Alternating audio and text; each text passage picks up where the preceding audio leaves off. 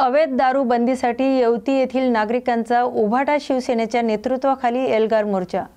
येवती येथील महिला पुरुष यांच्यासह उद्धव बाळासाहेब ठाकरे गटाचे जिल्हा संघटक डॉक्टर गोपाल भाऊ बच्छिरे, ॲडव्होकेट दीपक मापारी, गजानन जाधव, दशरथ शिंदे यांच्या नेतृत्वाखाली अवैध दारू बंदीसाठी एल्गार मोर्चेचं आयोजन करण्यात आलं होतं।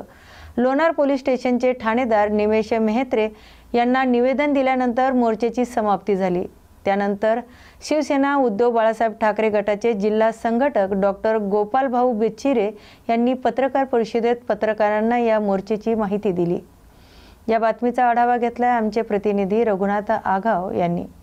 अवैधरित्या दारू ही सर्रास विकली जात आहे आणि त्याच्या विरोधामध्ये, कारण त्या अवैध दारूमुळे गावातील लोक मरतातच आहेत, परंतु बऱ्याच महिला ज्या या दारूपायी विधवा झाल्यात आणि बऱ्याच महिलांनी या दारूपायी सुसाईड सुद्धा केलेले आहे, आत्महत्या केलेली आहे।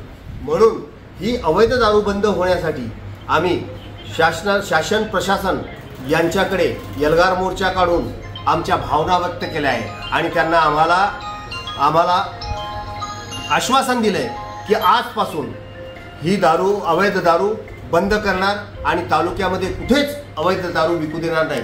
मी डॉक्टर गोपाल बच्छिरे, जिल्हा संघटक, शिवसेना उद्धव बाळासाहेब ठाकरे। जय महाराष्ट्र।